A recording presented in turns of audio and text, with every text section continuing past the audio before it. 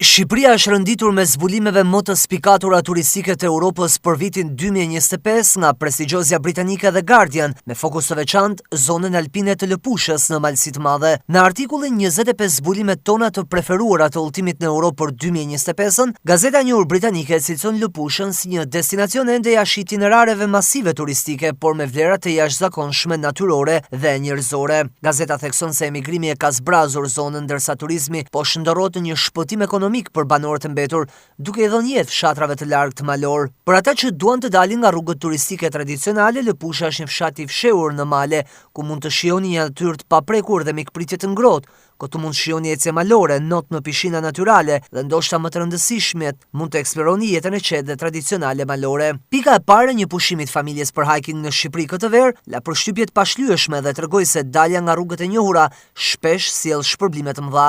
Ne kaluam 2 net në bujtin Lëpush, një mikpritje e rrethuar nga kopshtet, koshet e mjaltit dhe ferma e vogël që shtrihen drejt maleve, një amfiteatër i lartë malor. Pasi më rritëm në agim, fëmijët 10 dhe 12 vjeç luajtën me macet në verandën e kabinës tonë, ndërsa ne bisedonim me pronarin për jetën në Lëpush. Migrimi jashtë apo në qytete është një problem.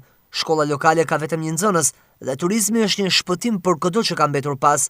Fati ka bërë që Lëpusha të ketë shumë për të ofruar. Ditën e parë u hollëm nga shkëmbin të një pishin me ujë të kaltër, të mrekullueshëm, dhe ngopëm stomakun me djathë dhe bukë të bërë në shtëpi në një stam bariu. Në ditën e dytë bëm një hiking në majën e Nagvacit, 2412 metër, në shtigje pothuajse të pabanuara, duke ngrënë boronicat e egra përgjatë rrugës. Megjithatë, Lëpusha ka një numër të vogël vizitorësh krahasuar me Thethin dhe Vusanjen, pasi nuk ndollet në itinerarin popullor të trekking të majave të Ballkanit, e përfundon shkrimin e saj The Guardian.